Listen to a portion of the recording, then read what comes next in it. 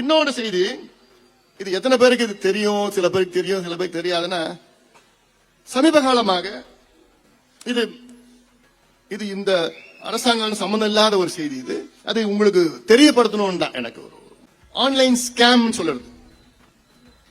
Online ஸ்கேம்னா சில பேருக்கு திடீர்னு ஒரு போன் வரும். அந்த போன்ல நாங்க டெல்லியில இருந்து பேசுறோம், சிபிஐல இருந்து பேசுறோம், இல்ல இடியில இருந்து பேசுறோம்,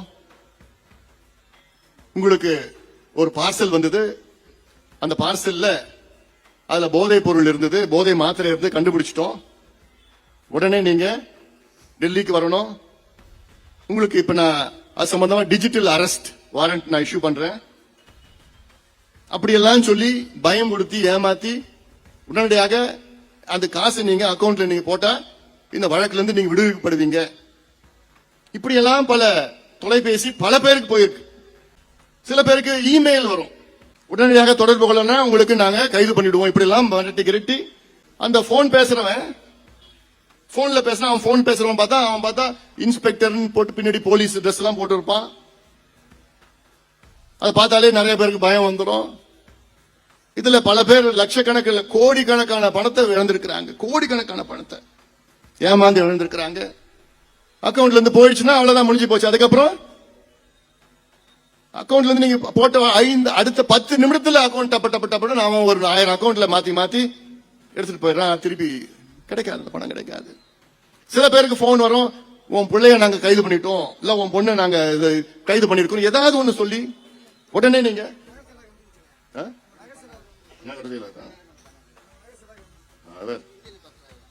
யாரு நகர செல்லும் நம்ம நகர செயலாளர் நிறைய காசு வச்சுக்கிறியா, அவருக்கு வந்து இது பாரு போலீஸ் ட்ரெஸ். இது மாதிரி ஒருத்தன் திருடன் போலீஸ் ட்ரெஸ் போட்டுக்கிட்டு இந்தியில பேசி உடனே வா அங்க வா, இல்ல பணத்தை கொடு, இப்படி எல்லாம் சொல்லி டெல்லி தானே அதான் இந்த இவனே வந்துச்சு.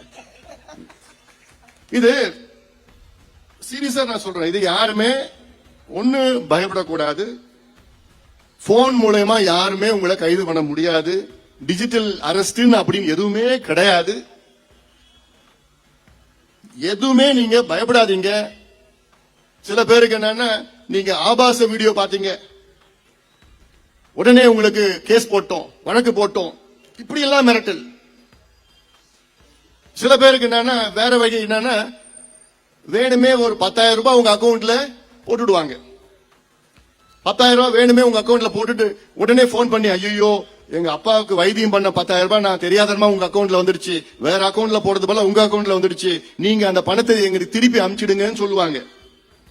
நீங்க என்ன பண்ணுவீங்க, உங்க அக்கௌண்ட்ல இருந்து திருப்பி அந்த அக்கௌண்ட்டுக்கு நீங்க போட்டுக்கிட்டீங்கன்னா உங்க அக்கௌண்ட்ல இருக்க மத்த பணத்தை 5 நிமிஷத்துல வெளியில வந்துடும், வெளியில எடுத்துருவாங்க. ஏன்னா உங்க அக்கௌண்ட் நம்பர் தெரியும், அந்த லிங்க் தெரியும். அடுத்த 5 நிமிடத்துல நீங்க எவ்வளவு உங்க அக்கௌண்ட்ல வச்சிருந்தாலும் அந்த பணம் ஒட்டுமொத்தமா அவங்க உறிஞ்சி எடுத்துட்டு போயிடுவாங்க. அவ்வளவுதான், முடிஞ்சு போச்சு. இப்படி எவ்வளவு மோசடிகள் இந்திய அளவுல நடந்துட்டு இருக்குது. அதற்கு உஷாரா இருங்க, ஜாகிரதையா இருங்க. இது உங்களுக்கு மட்டும் இல்ல, தமிழ்நாடு மக்களுக்கு ஒரு செய்தியா நான் சொல்றேன். நான் இதுல தொலைக்காட்சியில பல விவாதங்கள்லாம் செய்யணும். இதை விட்டுட்டு என்னென்னமோ விவாதம் பண்ணிட்டு இருக்கேன். சரி, அது உள்ள நான் போல. இது ஒரு செய்தியா நான் சொல்லணும்னு நான் பாக்குறேன். இது ஒரு விழிப்புணர்வு பிரச்சாரமா எல்லாம் சொல்லுங்க.